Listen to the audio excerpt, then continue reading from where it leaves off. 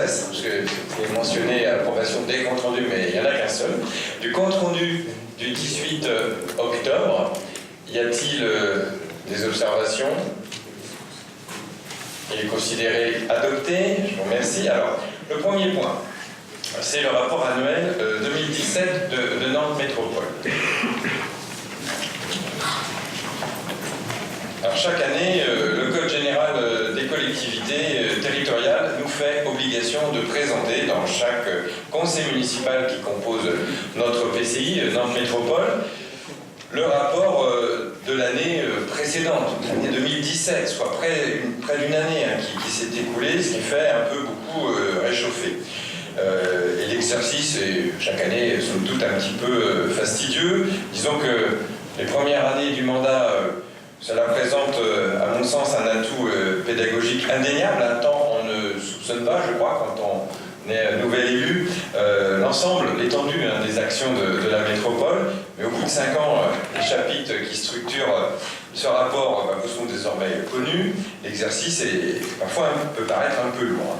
Comme vous avez tous reçu le lien pour le lire intégralement ou partiellement selon votre appétit, je vous propose de faire un petit peu plus court que les années précédentes, en évitant, voilà, je vois qu'il y a un satisfecit, en évitant de vous rappeler les actions menées au long cours par la métropole sur ces grandes compétences que vous connaissez, le développement économique et l'emploi, le logement, les transports, le logement et la gestion de l'ensemble des réseaux, que ce soit les réseaux d'eau, d'électricité, de gaz, de chaleur, la fibre et bien sûr la voirie. J'ai plutôt pioché dans le rapport les faits un peu plus particuliers, un peu plus événementiels, qui ont fait l'objet d'une communication à l'époque, communication qui, selon les sujets, peut vous avoir échappé, mais ça, personne ne peut vous en vouloir. Donc j'ai relevé une quinzaine de faits spécifiques pour ne pas être trop long. Il y a 3 chapitres, comme toujours dans le rapport. Donc le premier chapitre, il est relatif à l'innovation, la créativité, l'attractivité, le rayonnement de la métropole. J'ai noté qu'en 2017, nous avions renforcé, et c'était passé ici par une délibération du conseil municipal, les mutualisations entre les différentes communes qui composent la métropole, mutualisation entre les communes et avec la métropole, dont une nous bénéficie directement en ce moment, puisque nous avons un agent de la métropole qui est là pour pratiquement 4 mois ici dans notre commune, pour faire le classement de nos archives, en particulier les archives urbanisme, travaux, et nous avons aussi hérité des archives de l'ancien OMGEC, l'Office municipal de la jeunesse, des loisirs et de la culture, dont les archives, alors que n'avaient pas été classées, alors que cet organisme n'existe plus depuis les années 2000. Donc voilà, c'est un exemple concret qui s'est traduit à Boeil par cette convention de mutualisation qui nous permet d'avoir des gens très compétents pour un moment particulier. 2017, la 4e édition de la Nantes Digital Week, qui maintenant s'est bien inscrit dans le paysage. En 2017, il y a eu 80 000 participants, avec 185 porteurs de projets sur 70 lieux. Nantes Métropole a de forts partenariats, je le dis chaque année, avec le Québec et le Japon, mais en 2017 a été signé un accord de partenariat avec la ville de Hambourg. Il est vrai qu'entre l'estuaire de Nantes et Hambourg, nous avons un certain nombre de préoccupations communes. En matière de développement touristique, lié bien sûr à l'attractivité qui est derrière cette politique, l'année 2017 avait été relativement exceptionnelle. La fréquentation du voyage à Nantes par rapport à 2016 avait augmenté de 39%. C'était vraiment une très, très belle année, avec sur l'année complète plus de 3 250 000 nuitées marchandes, ce qui, quand on regarde comparé depuis 2010, ça représentait 64% d'augmentation en 7 ans. Voilà, la destination nantaise s'inscrit dans les destinations touristiques en France. Et toujours sur l'attractivité de notre territoire, nous avions signé en 2017 la fameuse convention entre les 24 communes, Orange et SFR, pour le déploiement de la fibre. Et dès 2017, il y a eu un premier déploiement sur la première couronne, parce que c'est un déploiement un peu en tache d'huile, et surtout les opérateurs, ils déploient d'abord là où il y a le plus de monde et de clients potentiels, donc la première couronne, ce qui fait que, comme vous le savez, nous allons pouvoir procéder la semaine prochaine, je pense que tout le monde a reçu un petit carton d'invitation, Dans notre secteur, le déploiement il est fait par SFR. Il y a donc une inauguration un peu symbolique d'une armoire qui se situe rue du Tour et qui va permettre dès le mois de janvier, on a plus de 800 foyers, je crois 860, qui vont être raccordables dès le début janvier et 600 autres qui suivront d'ici l'été. Donc c'est vraiment le début cette année du déploiement et la convention remonte à 2017. Et en 2017, en termes de grands équipements, grands travaux qui avaient été lancés, c'était le démarrage des grands travaux de la gare qui avaient démarré en 2017 et qui ne sont bien sûr toujours pas achevés. Le deuxième chapitre, c'est le chapitre qui est consacré au bien vivre ensemble et à la solidarité. En 2017 avait été lancé un dispositif métropolitain de soutien aux familles pour accéder aux stages en troisième. En troisième, il y a des stages obligatoires. Dans les collèges, en particulier situés en ZEP, c'est parfois difficile pour les familles de trouver des terrains de stage. Donc la métropole, la collectivité, aide les jeunes à trouver leur terrain de stage. 2017, au 1er janvier de l'année 2017, prise de la compétence gens du voyage, suite à la dissolution du syndicat mixte qui existait précédemment. Et ça s'est traduit par 2 projets de nouvelles classes. Un projet de réhabilitation et d'extension sur Orvaux et un projet de création d'aires d'accueil à La Chapelle-sur-Rhin. Pour l'enseignement supérieur, il y a eu toute une série d'innovations, parce qu'on n'imagine pas forcément, vu ici, nous, de notre conseil, que la métropole a des actions de soutien assez fortes en matière d'enseignement supérieur. C'est ce qui prépare les métiers aussi de demain. Notamment, vous allez voir, par rapport à ce que je peux vous citer, les domaines dans lesquels la métropole investit. Le 6 janvier 2017, il y a eu l'inauguration de l'Institut de recherche en santé, dit numéro 2, parce qu'il y en avait déjà un premier.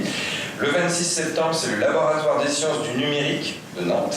Et le 7 novembre, c'est l'école des Beaux-Arts, qui maintenant est située au bout de l'île de Nantes. Alors, grand événement, toujours sur l'attractivité et la vie culturelle, le 23 juin, ce fut la réouverture du musée d'art, avec un grand succès immédiat, puisque sur les 6 mois, en ouvrant le 23 juin, il y a eu 6 mois d'exploitation, et sur l'année 2017, il y a déjà eu plus de 250 000 visiteurs. Donc il y a vraiment tout de suite eu un grand engouement. Et l'été 2017, je crois que c'était le dernier spectacle sur l'agglomération, si je ne dis pas de bêtises, de la troupe Royale de Luxe qui avait fait durant l'été, juillet-août, un spectacle qui s'appelait Miniature. Ils vont revenir, vous avez peut-être vu ça dans la presse, là, dans le quartier de Bellevue l'année prochaine. Et puis pour le sport de haut niveau, ça je regarde Camille, le championnat du monde de handball, c'était en janvier 2017, il y avait des matchs qui se sont déroulés sur Nantes. Le troisième grand chapitre, je vous ai pris vraiment de l'événementiel un peu à chaque fois, c'est le chapitre consacré à la transition écologique et énergétique. Alors il y a les transports aussi, bien sûr, dans ce chapitre-là. On y avait retrouvé la rédaction du plan d'action du PDU, le plan de déplacement urbain, qui avait été soumis en 2018 à notre conseil municipal. Et surtout, 2017, ça avait été marqué par l'organisation du grand débat sur la transition énergétique, qui avait connu aussi un certain intérêt chez nos concitoyens. 53 000 participants, il y a eu 760 contributions individuelles et 160 contributions collectives qu'on appelle les cahiers d'acteurs. Donc ça a rencontré un certain intérêt. Il faut dire qu'il y a toute une animation derrière de ces grands débats. Et ça a débouché sur une feuille de route concrète qui permet dans lequel on a un engagement de Nantes Métropole autour de 33 actions qui vont se réaliser et se décliner au fil du temps. Et on termine, c'est le petit camembert qui est derrière moi, sur le budget, parce que le budget de Nantes Métropole, ça y est, l'année dernière on était, peut-être qu'on avait tout juste dépassé le milliard, là on est au milliard 80 millions d'euros, dont si on enlève la masse salariale et on se relaie les frais de gestion, on se retrouve avec 743 millions qui sont directement dépensés dans les politiques publiques. Et si vous voyez le petit camembert qui est là, je vais peut-être très très lisible de loin, là où va l'argent en fait, où Nantes Métropole investit et gère, en tout premier, puisque c'est vraiment pratiquement équivalent, c'est tout le domaine justement de l'enseignement supérieur, du développement économique, de l'emploi, de l'innovation. Ça représente 25% des dépenses, c'est-à-dire un peu plus de 185 millions. Pratiquement équivalent, la politique des déplacements, les transports avec 24% et 178 millions. Ensuite, c'est la politique environnement-énergie, avec 14% et 101 millions. La gestion, alors il y avait un petit peu plus, c'est l'eau. Alors l'eau, c'est l'eau dans tous ses états, hein. C'est l'eau potable, mais c'est l'eau usée, c'est le pluvial également. 18% avec 137 millions. Ensuite, donc l'environnement-énergie. Le développement urbain, donc c'est toutes les programmations d'habitat et de solidarité pour 87 millions et 12%. Et enfin, la gestion sur les espaces publics, 7%, qui représente un peu plus de 53 millions. L'analyse ensuite qui nous est faite chaque année, hein, à grande maille bien évidemment, nous montre que la situation de notre grande collectivité est plutôt saine, puisque nous avons une capacité de désendettement uniquement de 3 années et demie, donc c'est relativement positif, hein, c'est relativement faible, avec un résultat excédentaire qui est au 31 décembre 2017 de 52 millions, les ressources les ressources propres et l'épargne nette avaient permis de financer 75% des investissements du budget 2017. Donc le recours à l'emprunt avait eu lieu, mais il était relativement limité, donc bien maîtrisé. Donc la situation en 2017 du budget était on ne peut plus satisfaisante. Voilà, je vais essayer de résumer. Je fais plus court que les autres années pour ne pas être trop fastidieux, mais après vous avez peut-être des questions ou des interventions que vous souhaitez faire sur ce rapport 2017. En particulièrement, il n'y a pas de vote, hein. Je pense que vous savez qu'on prend acte qu'il a été porté à votre connaissance et chacun a pu avoir le lien pour en avoir tout le détail, parce que bien évidemment il fait je ne sais plus, une centaine de pages. Mais écoutez,